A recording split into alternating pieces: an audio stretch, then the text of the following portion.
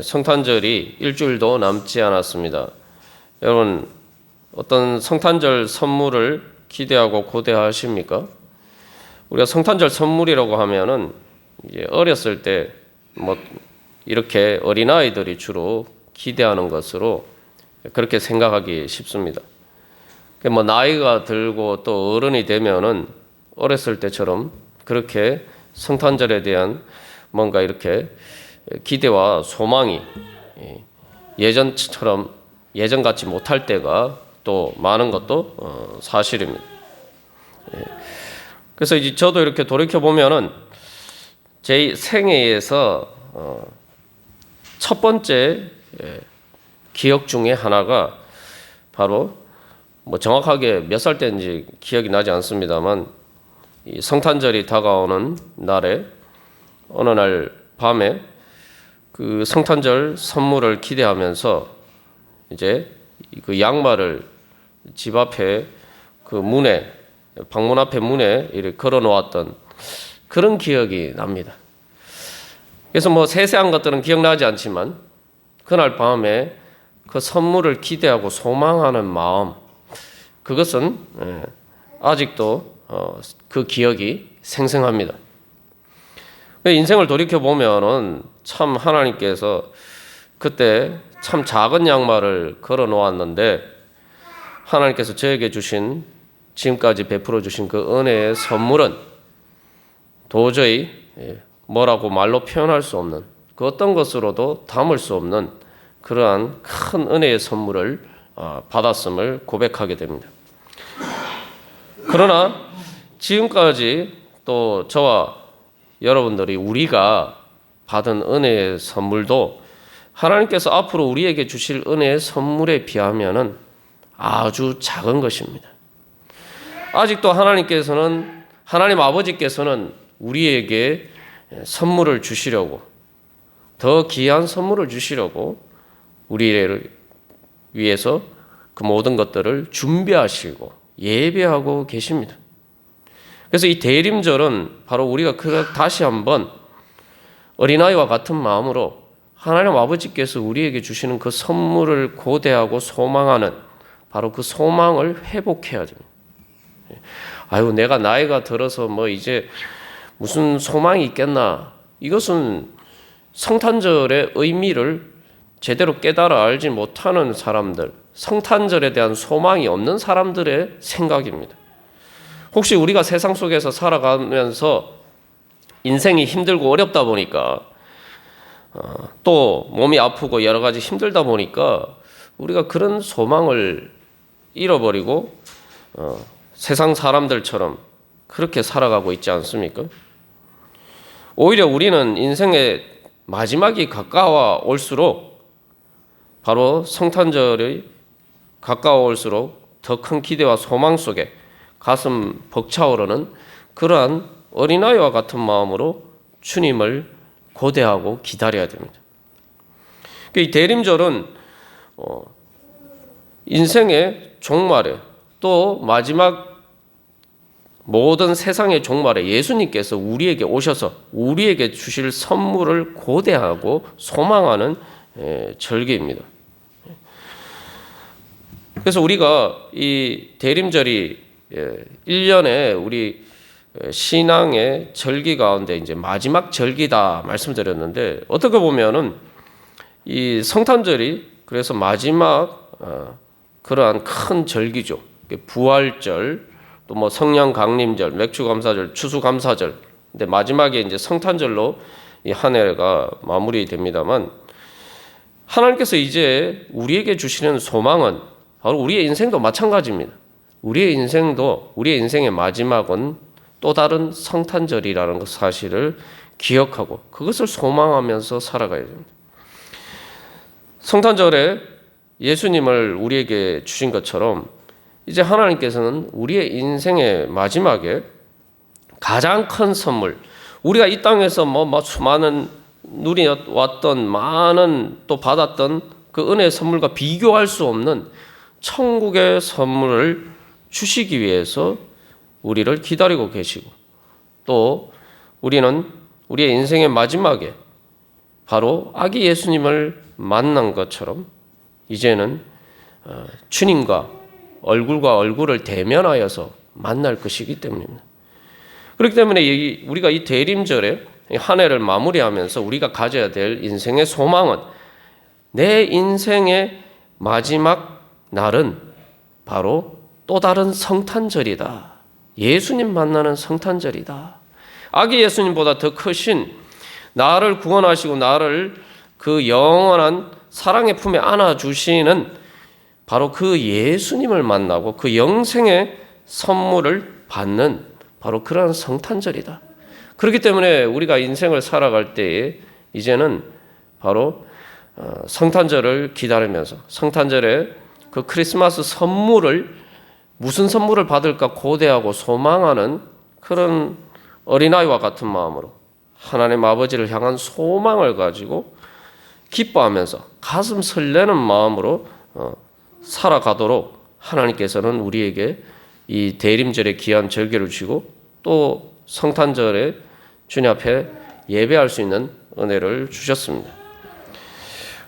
그래서 이제 여러분들 예수님께서 너희가 어린아이와 같이 되지 않으면 천국에 들어가지 못한다 말씀하셨는데 여러분 우리가 믿음으로 하나님께서 하나님 아버지께서 우리에게 주시는 크리스마스 선물과 같은 바로 은혜의 선물을 기대하고 소망하고 또 그것을 받을 것을 믿는 믿음으로 우리가 주님 앞에 나가야 될 것입니다. 그래서 이 대림절 성탄절을 앞두고 바로 우리가 그런 주님을 향한 소망을 회복하기를 원합니다. 그게 바로 믿음이죠. 믿음은 하나님께서 주시는 은혜의 선물을 받는 게 믿음입니다. 그렇기 때문에 하나님께서 우리에게 주시는 선물은 우리가 믿음을 통해서 받는 것이기 때문에 믿음의 또 선물이기도 하죠. 우리가 지금까지 한 해 동안 믿음의 열매라는 주제로 살펴보았습니다만 그래서 우리의 믿음의 열매의 최종적인 열매는 바로 예수님을 선물로 받는 겁니다. 우리가 예수님을 만날 때에 정말 요즘 이 새벽 예배 시간에 우리가 나누는 말씀처럼 예수 그리스도 안에 지혜와 지식의 모든 보화가 감추어져 있다라는 그 고백을 우리가 할 수 있게 되는 것이 바로 믿음의 선물이죠. 그러니까 우리가 그런 예수님을 만나야 돼. 성탄절에 우리가 그런 예수님을 만나기를 소망하면서 나가야 됩니다. 그래서 이 아브라함은 바로 그렇게 성탄절의 선물을 받은 사람이죠. 그래서 우리가 지금까지 요아스 왕에서부터 시작해서 우리의 믿음의 여정이 그 다음에 바디메오와 같은 그래서 믿음이 되어야 되고 아브라함과 같은 믿음으로 열매를 맺어야 된다. 우리가 그 여정에 대해서 결론적으로 우리가 살펴보고 있습니다. 그래서 요아스 왕처럼 하나님 아버지 앞에 내 아버지여 내 아버지여 부르면서 그렇게 하나님 아버지 앞에 나아가는 믿음으로 시작해야 되고 그것을 통해서 이제 예수님을 만나고 하나님 아버지께서 주신 예수님을 만나고 바로 그 예수님을 바라보고 바로 예수님이 가장 귀한 선물임을 발견하고 그 예수님의 뒤를 따라가는 믿음의 길을 가야 됩니다. 그것을 통해서 우리가 이제 마지막으로 질문해야 될 것은 그렇다면은 믿음의 열매를 맺기 위해서 우리는 예수님을 어떻게 따라가야 되느냐? 어느 정도까지 따라가야 되느냐? 아브라함은 바로 거기에 대한 답을 보여주고 있죠. 우리는 예수님을 따라가는데 끝까지 아끼지 않고 주님을 따라가야 된다는 것입니다. 그래서 모리아산에 이를 때까지. 모리아산은 바로 이 하나님의 성전이 세워지는 곳이죠. 그렇기 때문에 이것은 또 천국을 상징하는 것이기도 합니다. 우리가 그렇게 끝까지 아끼지 않고 예수님을 따라가는 것을 통해서 우리는 믿음의 열매를 맺을 수 있게 됩니다. 여러분들이 이미 다 크든 작든 믿음으로 신앙생활을 시작하셨어요. 이제 믿음으로 신앙생활을 시작했는데 중간에 이렇게 탈락하면 얼마나 억울합니까? 그러니까 세상에서 제일 억울한 사람이 교회에 나왔는데 교회 문지방을 넘어서서 교회에 나온 적은 있는데 예수님을 잃어버리고 믿음의 열매를 맺지 못하는 사람이 세상에서 제일 억울한 사람. 사도 바울은 예수 그리스도는 하나님의 비밀이다라고 이야기하고 있는데 그게 진짜 비밀이 되면 안 돼요. 그래서 교회를 나왔는데도 예수 그리스도의 비밀을 발견하지 못하고 그렇게 떠나게 되면은 정말 그것처럼 불행한 일이었겠죠. 그러니까 우리가 다시 한번 이 성탄절에 예수님 안에 감추어진 그 보물을 발견해야 되겠다. 그런 소망을 가지고 우리 함께 나아가기를 간절히 바랍니다. 그래서 여기 이제 아브라함에 대한 이 마지막 축복의 말씀을 우리가 읽었습니다만 이 말씀은 바로 성탄절에 대한 예언의 말씀이에요. 그 성탄절이라는 것은 구약에서 메시아가 올 것을, 즉 그리스도가 올 것을 예언한 그 약속의 말씀이 이루어진 날이죠. 근데 그 약속의 말씀이 창세기 3장에서부터 시작이 됩니다만 가장 그것이 처음으로 분명하게 하나님에게서 계시가 된 바로 그 말씀이 창세기 22장의 말씀입니다. 아브라함에 주신 그 축복의 결론이 뭡니까? 너 내 씨로 말미암아 천하 만민이 복을 받으리라. 내 씨가 결국은 직접적으로는 가장 가까이는 이삭이지만 궁극적으로는 바로 예수님을 얘기합니다. 예수님을 통해서 아브라함의 자손으로 오신 예수님을 통해서 천하 만민이 복을 받게 되는 바로 그 복음의 역사가 일어났다는 거죠. 이게 하나님께서 주시는 성탄절에 대한 약속입니다. 그렇다면은 이 약속은 동시에 성탄절에 오신 예수님을 믿는 우리들에게도 주시는 하나님의 축복의 약속입니다. 그래서 여러분 믿음이라는 것이 다른 게 아니라 성경에 나오는 말씀들을 그냥 예전에 주어졌던 말씀이 아니라 이것은 하나님께서 나에게 주신 약속의 말씀이다. 하나님께서 나에게 주신 축복의 말씀이다. 그것을 믿고 우리가 받아들여야 됩니다. 그럴 때에 우리도 동일한 믿음의 열매를 맺을 수가 있을 것입니다. 그렇다면은 아브라함이 맺었던 그 믿음의 열매, 그 믿음의 열매를 맺을 수 있었던 바로 그 믿음이 도대체 뭐냐? 그래서 그 믿음의 완성이 뭐냐? 한마디로 이야기하면 하나님을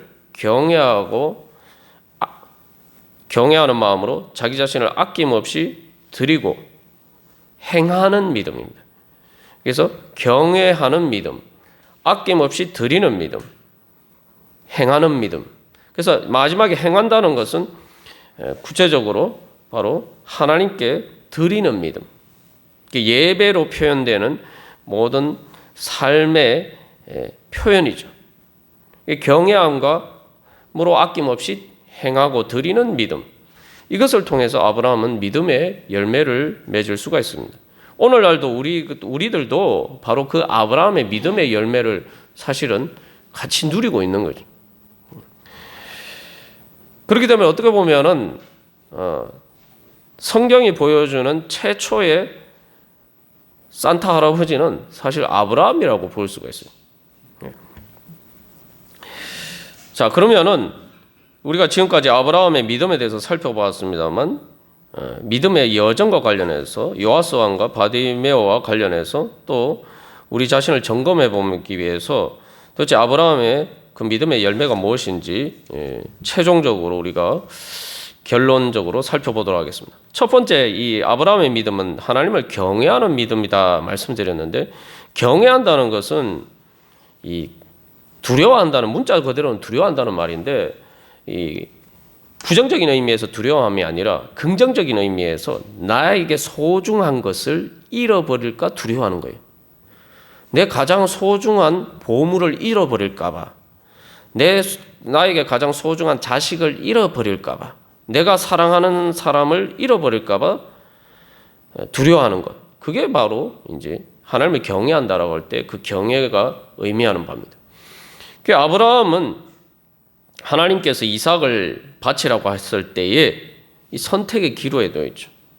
여기서 이제 아브라함은 하나님을 잃어버릴 수가 없었다는 거죠. 하나님이 더 소중했다. 다시 말하면은 하나님이냐 이삭이냐, 우리가 표면적으로 볼 때에는 이것이 이제 아브라함에게 주어진 믿음의 시험인 것처럼 보이지만 정확하게 얘기하면은 하나님이냐 우상이냐, 사실은 아브라함에게 던져진 과제는 그거예요. 왜냐하면 하나님보다 더 소중한 것은 다 우상이란 말이죠. 자기 자식 이삭조차도 우상이 될 수가 있는 거죠. 어떻게 보면 이삭이 자기 아브라함에게 있어서는 가장 소중한 존재였기 때문에 아브라함에게는 우상이 되기 가장 쉬운 것은 바로 자기 아들 이삭이었어요. 여기서 이제 요아스 왕과 아브라함의 결정적인 차이가 나타나죠. 그 선택에 있어서 요아스 왕은 자기의 인간적인 생각에 따라서 바로 여로보암의 죄를 버리면은 자기의 왕권의 위협을 받을까봐 그것이 두려웠죠. 자기의 왕권이 자기의 우상이었어요. 그래서 하나님을 선택하지 않고 여로보암의 죄, 금송아지 우상을 선택했습니다. 그러나 아브라함은 반대로 하나님을 선택했죠.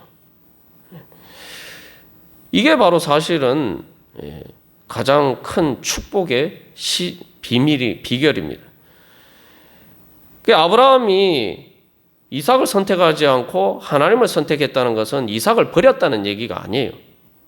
이삭을 금송아지로 만들지 않았다는 얘기입니다. 이게 중요한 거예요. 아브라함은 이삭을 하나님의 축복의 자녀로, 축복의 통로로 만들기를 원했지, 하나님의 축복을 가로막는 금송아지로 만들기를 원하지 않았다는 거예요. 이게 아브라함의 믿음이고 이게 아브라함의 지혜입니다. 요아스 왕이 바로 이런 이 지혜가 없었던 거죠.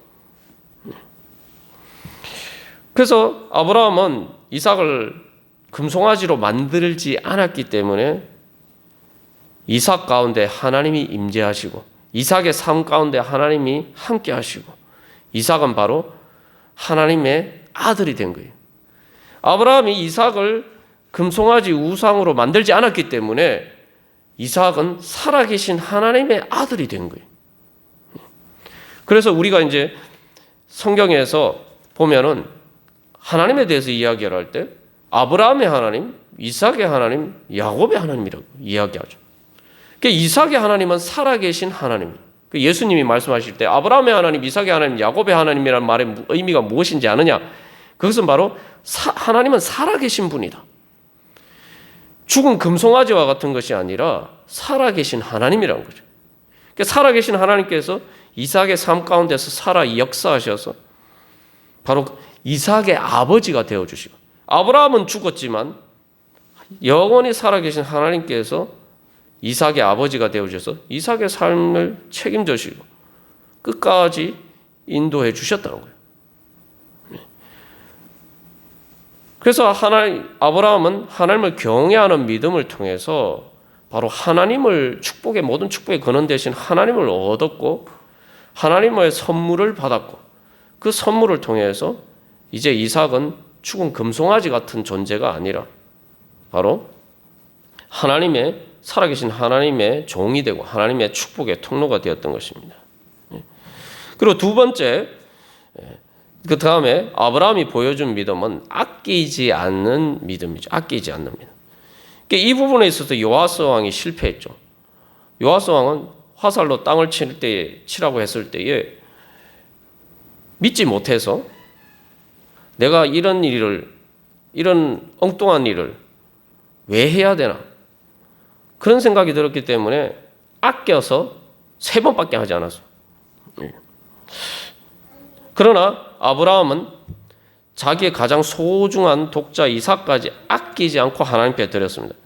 그래서 우리가 지난번에도 나눈 것처럼 이 천사를 통해서 말씀하실 때 하나님이 두 번이나 강조해서 네가 네 아들 내 독자도 아끼지 아니하였은즉, 이 말을 하나님이 두 번이나 반복해서 인정을 해 주시는 거죠. 그러니까 아브라함은 뭐 화살로 땅을 치는 정도가 아니라, 그죠? 자기 독자 이삭을 바치는 것까지도 아끼지 않고 하나님 앞에 드렸습니다. 가만 생각해 보면 그렇죠. 아니 화살로 땅 치는 게 그 뭐가 그렇게 어렵다고 그거 아껴서 뭐 하겠습니까? 그러니까 우리의 신앙생활을 돌이켜 볼 때 우리는 그렇게 아끼고 있지 않습니까? 하나님 앞에 내 자신을 드리는데 아껴서 뭐 하려고요? 그 아껴서 뭐 하려고요? 아껴서 저축해서 그 무슨 열매를 거두시려고 여러분은 아끼고 계십니까? 우리가 많은 일을 하지만 하나님 앞에 우리 자신을 아끼지 않고 드려야 돼요. 아끼지 않고 드려야지 아낌없이 주시는, 하나님께서 우리에게 주시는 은혜의 선물을 받을 수가 있습니다. 여러분 하나님의 은혜와 선물을 받아보셨습니까? 여러분 인생을 돌이켜 보셨을 때 정말 하나님이 나한테 정말 말로 할 수 없이 아낌없이 은혜를 부어주셨다. 여러분 그런 고백이 있으십니까? 예. 우리 안에 그런 고백이 있어야 돼요. 아, 진짜 하나님이 나한테 아낌없이 부어주셨구나. 지금까지도 그런 은혜를 받았는데 앞으로 또 얼마나 하나님께서 아낌없이 더 큰 은혜 부어주시려고 오늘 이 여호와 이레라는 그 말씀처럼 우리를 위해서 그런 축복을 준비하고 계시냐. 우리에게 그런 고백이 있습니까? 만약에 내 삶을 돌이켜보면서 정말 하나님이 나에게 아낌없이 축복을 부어주셨다, 이런 고백이 없다면 아직도 우리는 예수님을 못 만난 사람이에요.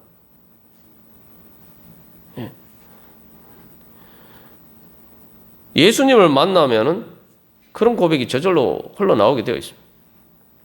예수님을 만난 게 뭡니까? 바로 나를 위해서 하나님이 자기 독생자이신 예수님을 아끼지 않고 우리에게 주셨다는 겁니다. 그거 믿는 게 예수 믿는 거 아닙니까? 그래서 그런 은혜를 받은 사람은, 또 그 은혜를 믿는 사람은 내가 하나님 앞에 아낌없이 드리고자 하는 마음이 저절로 이렇게 우러나오게 되어 있는 겁니다. 그래서 여기서 우리가 한 가지, 주님께 하나님 아버지께 무슨 선물을 받기를 원하느냐, 우리 자신에게 돌이켜봐야 돼. 다시 그래서 질문을 해봐야 돼. 내가 하나님 아버지께 무슨 선물을 받기를 원하느냐? 그 선물은 내가 내 힘과 노력으로 내가 얻을 수 있는 선물이냐? 만약에 그렇지 않다면, 그것보다 더 귀한 것이라면 내가 정말 내 힘과 내 모든 것을 아끼지 않고 주님이 주신 은혜를 받기 위해서 내 자신을 드려야 되지 않겠어요? 내가 죽을 힘을 다해도 얻지 못할 선물을 하나님께서 주신다면 내가 드리지 못할 게 뭐가 있겠습니까? 이게 당연한 거예요. 이거는 당연한 믿음이에요.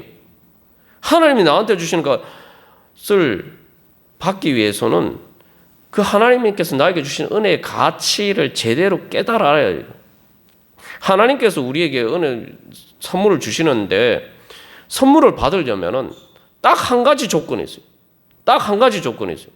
뭐 많은 믿음에 대해서 많은 얘기를 할 수 있지만 믿음의 가장 결정적인 한 가지 조건은 한마디로 요약하면은 하나님이 나에게 주신 은혜의 선물의 가치를 인정하는 만큼, 내가 실제로 인정하는 만큼, 여기 중요한 건 실제로 인정하는 만큼 나는 하나님께서 나에게 주시는 선물을 받을 수 있다는 거예요. 그 내가 못 받는 게 뭐냐? 내가 못 받는다면 나는 하나님이 나에게 주신 은혜의 선물의 가치를 제대로 인정하고 있지 않기 때문이에요. 그래서 예수님이 바디메오에게 말씀하셨잖아요. 예수님 뭐라고 말씀해요? 내 믿음대로 네가 구원을 받았다. 구원을 받을 것이다. 예수님 말, 내 믿음대로. 믿음이 행위나 공로라서 그런 게 아니라 하나님이 은혜의 선물을 주시는데 그 가치를 믿고 받아들이는 만큼 우리가 그 은혜를 받는 겁니다.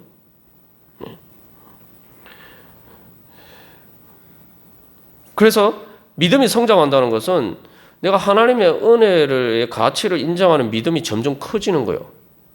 그러니까 내가 그만큼 주님 앞에 그런 믿음으로 나아가게 되고 그렇기 때문에 내가 더 큰 은혜를 받는 겁니다. 그게 신앙의 성장입니다.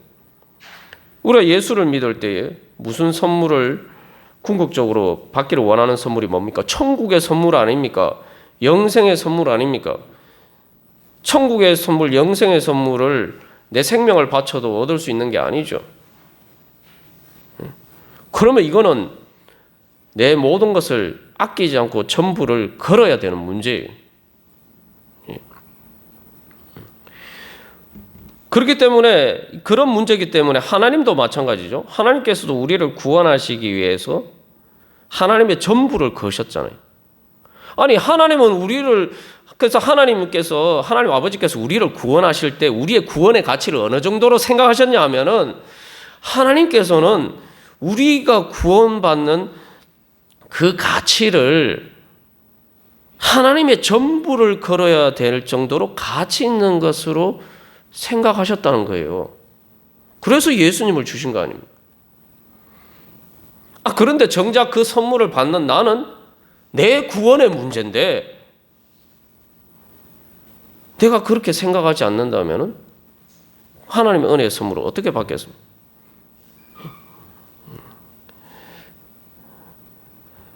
그래서 하나님이 나에게 전부를 내 구원을 위해서 전부를 거신 것처럼 하나님이 나에게 주시는 그 구원의 은혜가 그렇게 귀한 것이구나.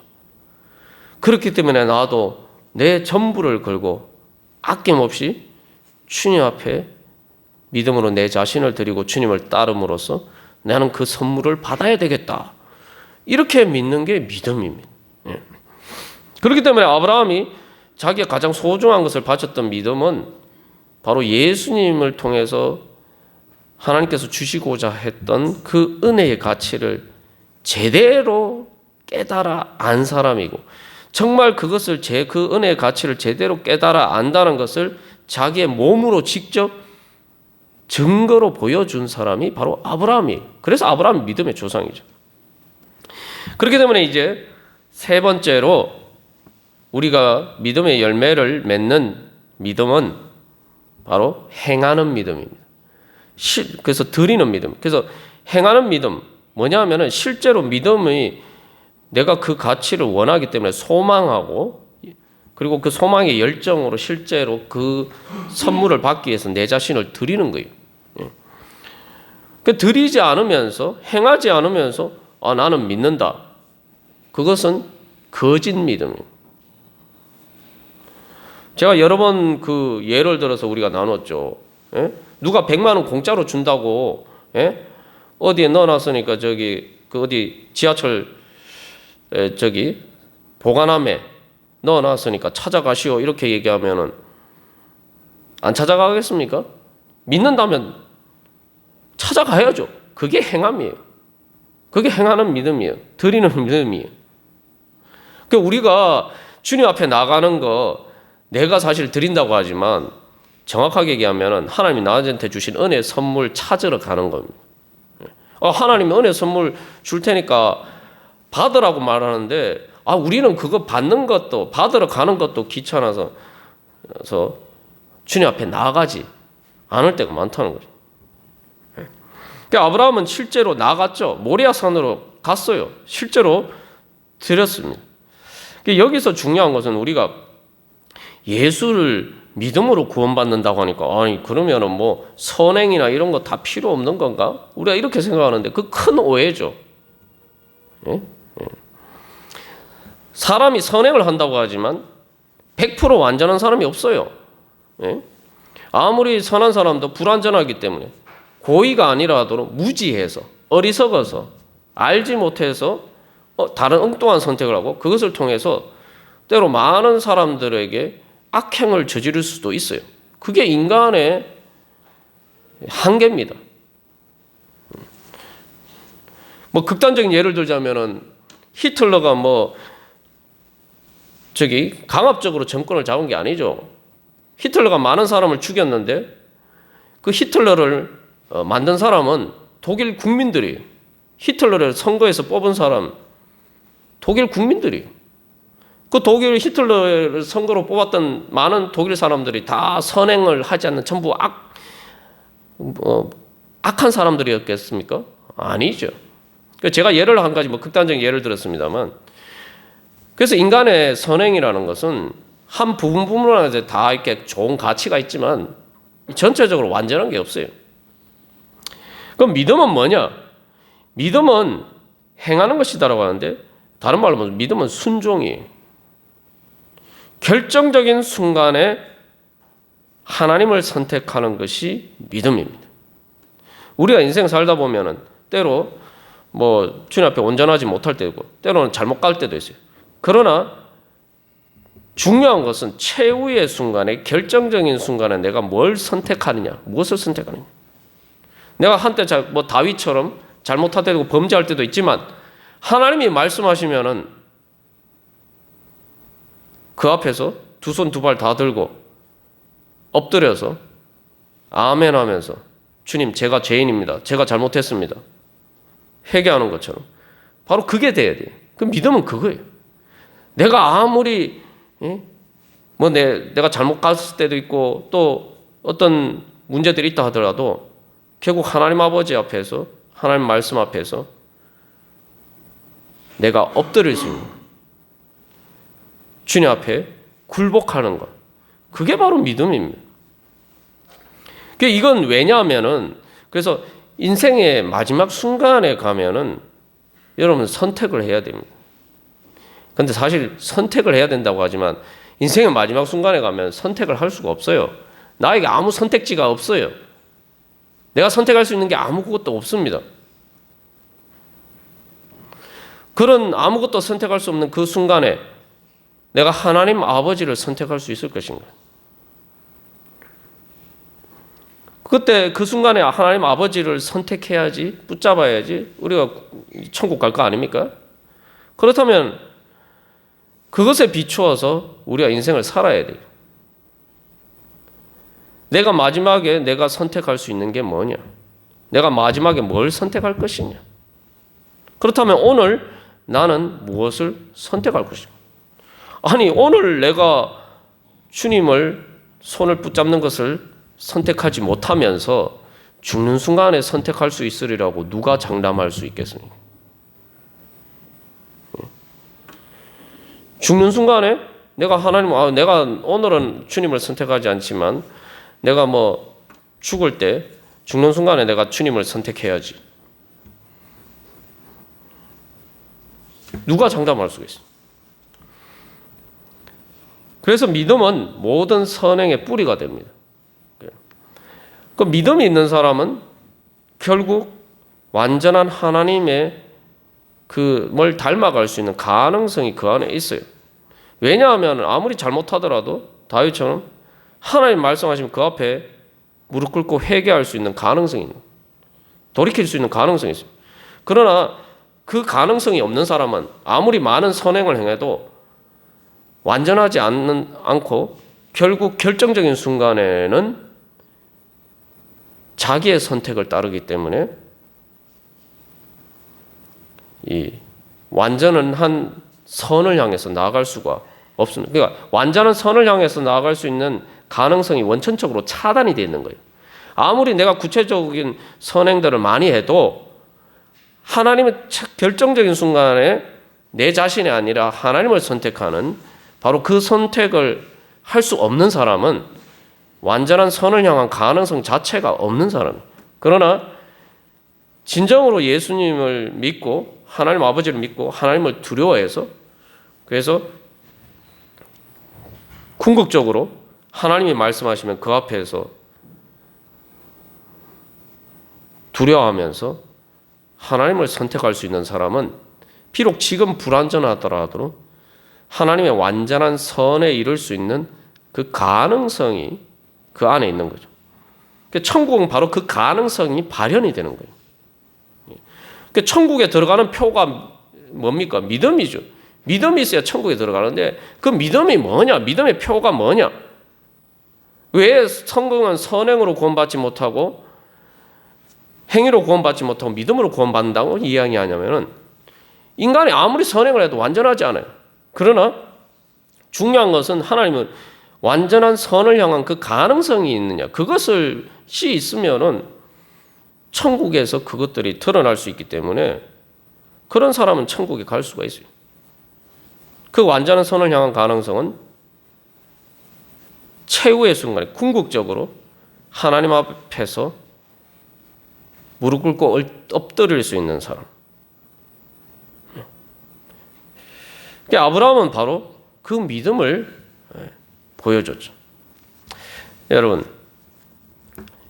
우리가 이 대림절 기간 또 한 해의 마지막입니다. 그래서 이 대림절은 종말에 대한 소망을 가지는 절기입니다. 그래서 예수님이 성탄절에 오심으로 성경은 이미 종말이 왔다라고 이야기해요. 무슨 종말이 왔냐 이렇게 생각할 수 있는데 예수님께서 복음을 전하실 때 회개하라 천국이 가까웠느니라. 천국이 어떻게 가까웠습니까? 천국이 이미 목전에 임했는데 그건 종말이 임했다는 거예요. 어떻게 종말이 임했습니까? 예수님이 오시니까 종말이 임한 거예요. 그래서 거기에 대해서 내가 예수를 믿기로 결단하면 뭐 예수를 믿느냐? 그게 바로 이제 내 인생의 종말이 결정이 되는 거죠. 내가 오늘 그것을 선택하지 않는 사람은 내 인생의 종말에서 선택하지 않아요. 우리가 이 대림절에 다시 한번 우리의 믿음을 돌이켜보면서 내 믿음은 정말 마지막 인생의 마지막에 하나님 아버지께서 주시는 천국의 선물을 받을 수 있는 믿음의 준비가 되어 있느냐? 우리가 그런 믿음의 준비를 하면서 또 우리가 오늘 우리의 삶에서 우리 자신을 드리면은 하나님께서 또한 우리에게 주시는 은혜를 우리의 인생의 마지막에 받는 천국뿐만 아니라 우리의 인생에서도 그것을 미리 맛보고 누릴 수가 있습니다. 그래서 우리의 믿음이 성장하면서 하나님께서 주신 그 믿음의 씨앗이 우리 안에서 성장하는 만큼은 하나님께서 우리에게 주신 은혜의 선물을 우리가 점점 받아 누리게 되는 거예요. 그런데 그 믿음은 뭐냐? 바로 아브라함이 보여준 것처럼 하나님을 경외하면서 하나님이 가장 소중하기 때문에 내 자신을 아낌없이 드리는 순종의 믿음이 그 믿음을 우리가 계속 자라갈 때 그 자라가는 만큼 우리는 하나님께서 우리에게 주시는 선물을 받을 수가 있습니다. 내가 오늘도 다시 한번 결단하면서 주님 앞에 그렇게 나아가면은 내가 오늘도 그 선물 받을 수 있습니다. 그래서 하나님께서 우리에게 주신 이 성탄절을 앞두고 우리에게 주신 소망은 하나님께서 이미 예수님을 통해 예수님을 통해서 우리에게 선물을 주셨기 때문에 내가 주님 앞에 믿음으로 나아가기만 하면 매일매일 그 선물을 받을 수 있다는 거예요. 매일매일 선물을 받을 수 있고 순간순간 새로운 선물을 받을 수 있습니다. 내가 그렇게 못 받는 거는 내가 주님 앞에 그 선물의 가치를 인정하고 믿음으로 받는 그 믿음이 없기 때문이고 내 자신을 하나님을 가장 소중한 하나님이 주시는 선물을 소중하게 생각하지 않기 때문이고 그것을 소망하지 않기 때문이고 또 소망하지 않기 때문에 내 자신을 그 선물을 받기 위해서 내 자신을 드리지 않고 자꾸 아끼고 또 주님 앞에 내 자신을 드리지 않기 때문이에요. 우리가 다시 한번 정말 나는 하나님 아버지께서 나에게 예수님을 선물로 주셨다는 것을 성탄절을 정말 믿고 있느냐? 정말 예수님을 통해서 나에게 오늘 또한 은혜의 선물을 주시기를 원하시는 하나님 아버지를 믿고 있느냐? 그렇다면 나는 그 믿음으로 정말 나아가고 있는가? 우리 자신을 돌이켜보면서 이 시간 다른 어떤 것보다 주님, 하나님 아버지께서 주시는 예수님을 통해 주신 가장 귀한 선물을 받을 수 있는 주여 아브라함과 같은 주여 믿음을 주시고 그 믿음으로 자라가게 하여 주셔서 주님이 주시는 새 은혜 받게 하여 주시옵소서. 우리 결단하면서 기도하겠습니다.